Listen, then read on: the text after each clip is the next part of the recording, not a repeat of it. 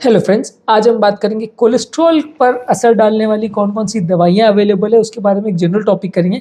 हमने specifically statins पर, फिनोफिब्रेट्स पर और बेंपेडोइक एसिड वगैरह पे वीडियोस किए हैं।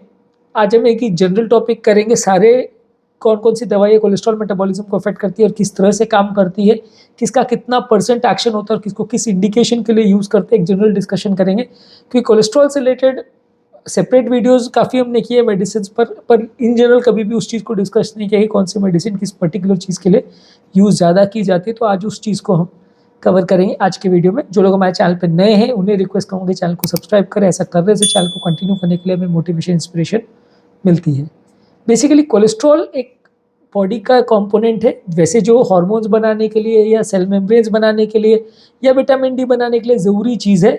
अगर ज़्यादा मात्रा में अगर बॉडी में हो जाए तो ये हार्ट अटैक, स्ट्रोक और इस तरह के कार्डियोवैस्कुलर प्रॉब्लम करता है। एक फैट जैसा पदार्थ होता है जो कि नॉर्मली लिवर बनाता है। 10 से 15% कोलेस्ट्रॉल जो है हमारे डाइट में से आता है, पर नॉर्मली 70 to 80% कोलेस्ट्रॉल जो बॉडी में बनता है वो लिवर बनाता है। और जब ज़्यादा मात्रा में बनने लगता है तो ये अलग अलग जाके नलियों में जमा होने लगता है, जिसकी वजह से नलियों में कोलेस्ट्रॉल जब ज़्यादा जमा हो जाता है तो नलियों में अंदर जगह कम बचती है, जिसकी वजह से ब्लड को फ्लो हो नहीं पाता है, ब्लड का फ्लो अवरुद्ध होने लगता है, जिसकी वजह से हार्ट अटैक, लकवा या इस तरह की प्रॉब्लम्स आती हैं। तो कोलेस्ट्रॉल कम करने के लिए कई तरह की दवाई आती है जो कि अलग अलग कोलेस्ट्रॉल के मेटाबॉलिज्म के पैरामीटर्स को अफेक्ट करती है, जिससे कोलेस्ट्रॉल का बनना बॉडी में कुछ हद तक कम हो जाता है। सबसे कॉमनली जो दवा दी जाती है वो है स्टैटिन्स, जिसे HMG-CoA रिडक्टेज इनहिबिटर बोला जाता है। ये बेसिकली कोलेस्ट्रॉल को बनाने वाला एक एंजाइम है। ये एंजाइम किस लेवल पे काम करता है उसके ज़्यादा टेक्निकल डिटेल्स में जाने का मतलब नहीं है, पर हाँ, ये कोलेस्ट्रॉल के लेवल को, यानी LDL कोलेस्ट्रॉल जो सबसे खराब कोलेस्ट्रॉल होता है उसके मेटाबॉलिज्म को सबसे ज़्यादा अफेक्ट करता है और इसमें LDL कोलेस्ट्रॉल को लगभग 50% तक रिड्यूस किया जा सकता है। इसके अलावा गुड कोलेस्ट्रॉल को भी ये बढ़ा सकता है और कुछ हद तक ये ट्राइग्लिसराइड्स को भी थोड़ा हद तक कम कर सकता है। तो मान लीजिए अगर किसी को LDL यानी बैड कोलेस्ट्रॉल का प्रॉब्लम है, गुड कोलेस्ट्रॉल भी कम है और ट्राइग्लिसराइड भी ज़्यादा है, तो ये सबसे बेस्ट दवा है। सिर्फ अगर LDL का भी सबसे ज़्यादा प्रॉब्लम है तो भी यही सबसे बेस्ट दवा है। ये सबसे ज़्यादा सेफ दवा मानी जाती है। लॉन्ग टर्म कुछ खास साइड इफेक्ट्स नहीं है। किसी किसी को मसल पेन हो सकता है, किसी किसी को लीवर में थोड़ा सूजन आ सकती है जो कि रिवर्सिबल है, दवा बंद करने से अपने आप वो वापस ठीक हो जाती है। और किसी किसी को मसल डैमेज हो सकता है जो कि रिवर्सिबल है, दवा बंद करने से ठीक हो जाती है।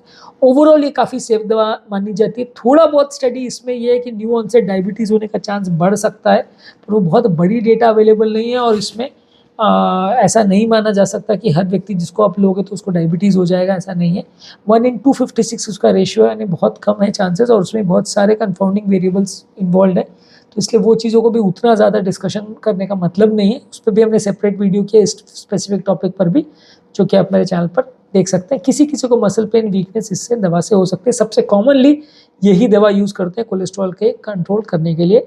इसके अलावा बाइल एसिड सिक्वेस्ट्रेंट्स आते हैं। बाइल एसिड सिक्वेस्ट्रेंट्स बेसिकली कोलेस्टायरामीन, कोलेस्टिपॉल और कोलसेवलम करके दवा आती है। कॉमनली बहुत ही यूज़ दवा नहीं होती है। ये दवा बेसिकली बाइल एसिड से बाइंड करती है। नॉर्मली बाइल एसिड पेट में कोलेस्ट्रॉल को ऑब्जॉर्व करने के लिए ज़रूरी होता है। गॉल ब्लैडर में बाइल एसिड बनते हैं और ये पेट में आते हैं, उसके बाद ये कोलेस्ट्रॉल से बाइंड करके बॉडी में ऑब्जॉर्व होते हैं। तो ये दवा जो बेसिकली जो बाइल एसिड बनते हैं उससे बाइंड कर जाती है, जिसकी वजह से लोगों को कोलेस्ट्रॉल बॉडी में ऑब्जॉर्व नहीं होता और कोलेस्ट्रॉल खाने में जो है वो पेट में नहीं जाता है। तो बेसिकली ये बहुत ज़्यादा इफेक्टिव मेडिसिन तो नहीं है। किसी किसी को साइड इफेक्ट में कॉन्स्टिपेशन, गैस का प्रॉब्लम और पेट का दर्द, इस तरह के प्रॉब्लम हो सकते हैं।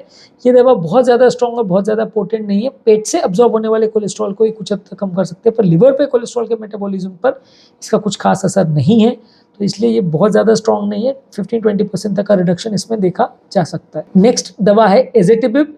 एजेटिमिब बेसिकली कोलेस्ट्रॉल के इंटेस्टाइन में अब्जॉर्प्शन को अफेक्ट करता है। एक NPCL1 रिसेप्टर पे ऐड करता है ये, यानी निमैनपिक सेल लाइक रिसेप्टर्स पे ऐड करता है। ये बेसिकली इंटेस्टाइन में जो रिसेप्टर्स है वो कोलेस्ट्रॉल अब्जॉर्ब करने का काम करते हैं। उसके प्रोटीन को ये ब्लॉक कर देता है, जिसकी वजह से कोलेस्ट्रॉल ब्लड में अब्जॉर्ब नहीं हो पाता और ब्लड में कोलेस्ट्रॉल लेवल कम होने लगता है। इसको दिन भर में एक बार के टैबलेट की फॉर्म में लिया जाता है। ज़्यादातर स्टैटिन के साथ कॉम्बिनेशन में लिया जाता है, या जहाँ स्टैटिन कॉन्ट्राइंडिकेटेड है या यूज़ नहीं हो पा रही है वहाँ पे लिया जाता है। इसके साइड इफेक्ट से किसी किसी को डायरिया, पेट में दर्द और मसल पेन साइड इफेक्ट्स में हो सकता है। जिनको स्टार्टिंग से ऑलरेडी मसल पेन है उसको अगर ये दिया जाए तो इससे भी मसल पेन बढ़ सकता है। ऐसा नहीं है कि 100% सेफ दवा है। और इसमें स्टार्टिंग से जो एक्स्ट्रा बेनिफिट्स हैं, यानी कि जो हार्ट अटैक का चांस कम होता है या जो स्ट्रोक का चांस कम होता है, जो हार्ट के एंडोथेलियल सेल्स के फंक्शन को जो इम्प्रूवाइज करता है, वो फंक्शन बाकी कोई भी दवा इतना नहीं कर पाती है। इसलिए सबसे ज़्यादा जो डेटा है मृत्यु दर को कम करने के मामले में वो स्टैटिन्स के साथ है। तो अगर सिंगल मोस्ट इंपॉर्टेंट दवा आपको कोई देनी है तो स्टैटिन्स उसमें सबसे बेस्ट दवा है। नेक्स्ट है PCSK9 inhibitors. PCSK9 inhibitors basically एक एंटीबॉडी मीडिएटेड इंजेक्शंस है जो कि हर 2 से 4 हफ्ते में एक बार दिया जाता है। ये बेसिकली लिवर में जो रिसेप्टर्स हैं, जो LDL सेल्स को जो ऑब्जॉर्व करने वाले रिसेप्टर्स है, उनको जो डिग्रेड करता है एंजाइम, उस पर एक्ट करता है। तो वो रिसेप्टर से जाके बन जाता है, जिसकी वजह से LDL रिसेप्टर्स का डीजनरेशन नहीं हो पाता, बॉडी में LDL रिसेप्टर्स बढ़ जाते हैं। ये LDL रिसेप्टर्स ज़्यादा जब लिवर में हो जाते हैं तो ये कोलेस्ट्रॉल को ऑब्जॉर्व करके ब्लड से लिवर में ले आते हैं और उनको मेटाबोलाइज करवाने में मदद करते हैं। तो अगर ये रिसेप्टर लिवर में ज़्यादा मात्रा में बनते जाएगा तो उसकी वजह से कोलेस्ट्रॉल का लिवर में अब्जॉर्प्शन ज़्यादा अच्छा होगा, पेरीफेरी में LDL उतना डिपॉजिट नहीं होगा, जिसकी वजह से पेशेंट को हार्ट अटैक या heart related cholesterol related problems होने का चांस कम हो जाएगा। इस इंजेक्शन का बेसिकली प्रॉब्लम ये है कि थोड़ा सा, एक तो इंजेक्टेबल है, हर 2-3 हफ्ते में लेना पड़ता है, बहुत हाई या अनकंट्रोल कोलेस्ट्रॉल वाले केस में यूज़ करते हैं, थोड़ा कॉस्टली आता है इसलिए सब इसको यूज़ नहीं करते हैं। तो किसी को इंजेक्शन साइट पे रिएक्शंस हो सकते हैं या खुजली या एलर्जिक प्रॉब्लम्स हो सकती है। इसके अलावा आती है फिब्रेट्स। फिनोफिब्रेट्स बेसिकली ट्राइग्लिसराइड लेवल्स को कंट्रोल करने के लिए सबसे कॉमन यूज़ करने वाली दवा है। HDL लेवल को भी ये बढ़ाती है, LDL पर इसका उतना ज़्यादा असर नहीं है। इसमें बेसिकली PPAR गामा यानी पेरोक्सिस्मल प्रोलिफरेटर एक्टिवेटेड रिसेप्टर अल्फा इस पर एक्ट करती है, जो कि बेसिकली ट्राइग्लिसराइड के ब्रेकडाउन को लिवर पे मेटाबोलाइज करता है, ट्राइग्लिसराइड के मेटाबॉलिज्म को अफेक्ट करता है। तो उस रिसेप्टर को ये एक्टिवेट करता है, जिसकी वजह से पेट में ट्राइग्लिसराइड्स का डिजनरेशन हो जाता है और ट्राइग्लिसराइड जितने ब्लड में है या बॉडी में है वो एक तरह से लिवर उनको ऑब्जॉर्व करके सबको मेटाबोलाइज कर लेता है और उनको ख़त्म कर देता है, जिसकी वजह से ब्लड ट्राइग्लिसराइड लेवल नहीं बढ़ता। हम सब जानते हैं कि बहुत ज़्यादा ट्राइग्लिसराइड अगर लेवल हो तो ब्लॉकेजेस होने का या हार्ट अटैक्स आने का चांस कुछ हद तक बढ़ जाएगा। तो इसलिए ये दवा ट्राइग्लिसराइड्स पर सबसे ज़्यादा असर करती है, HDL लेवल पर भी कुछ हद तक काम करती है। ये सेम रिसेप्टर HDL मेटाबॉलिज्म को इफेक्ट करता है। ये हम वहाँ पे यूज़ करते हैं जहाँ पेशेंट को सिर्फ ट्राइग्लिसराइड का प्रॉब्लम है या सिर्फ HDL का प्रॉब्लम है, वहाँ पे करते हैं। LDL का अगर प्रॉब्लम साथ में है तो फिर इसको स्टैटिन के साथ कॉम्बिनेशन में देते हैं या सिर्फ स्टैटिन को यूज़ करते हैं, वहाँ पे इसका उतना ज़्यादा रोल नहीं है। नेक्स्ट है niacin. Niacin basically vitamin B3 है, जो कि एक वाटर सॉल्युबल विटामिन है, जो LDL कोलेस्ट्रॉल लेवल्स को कम करता है और HDL कोलेस्ट्रॉल लेवल्स पर बढ़ाता है। बेसिकली इसका किस तरह से काम करता है बहुत ज़्यादा क्लियर नहीं है। बेसिकली ये लिवर में फैट्स के ब्रेकडाउन को कुछ हद तक मेटाबोलाइज करता है, उसको चेंज करता है, जिसकी वजह से LDL कोलेस्ट्रॉल का प्रोडक्शन कुछ हद तक बढ़ता है। इसको दिन भर में एक बार लेते हैं और कई बार इसको जो 2 तरह का नाइसिन आता है, एक जो प्रेस्क्रिप्शन नाइसिन आता है जो डॉक्टर्स प्रिस्क्राइब करते हैं, और कई बार दुकानों में डायरेक्टली भी कुछ अलग अलग तरह के वो आते हैं। तो अलग अलग तरह का नाइसिन जो आता है, सबके प्रेस्क्रिप्शन रेजिमेंट्स अलग हो सकते हैं। ज़्यादातर जो डॉक्टर्स प्रिस्क्राइब करते हैं वो दिन भर में एक बार लेते हैं। दुकानों पे कई बार कुछ नाइसिन के प्रिपरेशन मिलते हैं जो 2 से 3 बार भी लेने पड़ सकते हैं। ये ज़्यादातर इसमें दवा को यूज़ ज़्यादा इसलिए नहीं करते क्योंकि ज़्यादा इसका बेनिफिट नहीं है, रिएक्शन ज़्यादा होते हैं। लोग को चेहरे पर खुजली होना, चेहरा बहुत लाल हो जाना, फ्लशिंग जिसे बोलते हैं, और गैस्ट्रोइंटेस्टाइनल यानी पेट के प्रॉब्लम्स होने का चांस थोड़ा ज़्यादा रहता है, इसलिए इसको बहुत ज़्यादा प्रेफर नहीं करते। आज की डेट में ज़्यादातर ही मार्केट भी नहीं होती, मोस्ट कॉमनली इसको यूज़ नहीं करते हैं। नेक्स्ट है ओमेगा 3 फैटी एसिड्स। बेसिकली ये एक अनसैचुरेटेड फैटी एसिड्स है जो कि फिश में और कुछ प्लांट सोर्सेज में रहता है। ये बेसिकली कुछ हेल्थ बेनिफिट्स हैं। ओमेगा 3 फैटी एसिड्स बेसिकली 2 तरह के होते हैं, या तो इकोसा पेंटेनोइक एसिड या डोकोसा हेक्सेनोइक एसिड।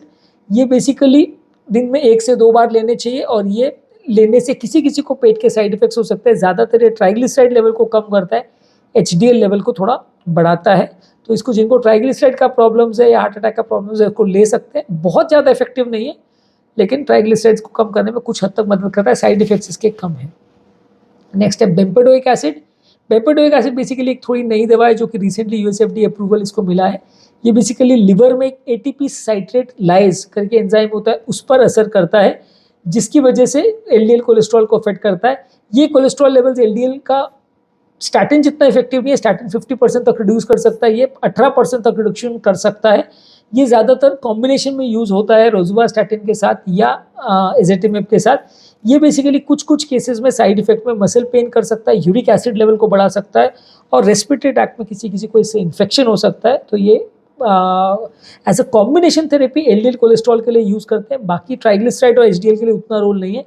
कुछ कुछ केसेस में ये साइड इफेक्ट्स भी कर सकता है, पर इसको ज़्यादातर स्टैटिन्स के बदले, जब स्टैटिन सूट नहीं हो या स्टैटिन्स के साथ में यूज़ करते हैं, पर एज फर्स्ट लाइन थेरेपी नहीं यूज़ करते। ज़्यादातर जिनको मल्टीपल तरह के प्रॉब्लम्स होते हैं, खासकर एचडीएल, एलडीएल, कोलेस्ट्रॉल और ट्राइग्लिसराइड सबका प्रॉब्लम है, उनको कॉम्बिनेशन यूज़ करते हैं।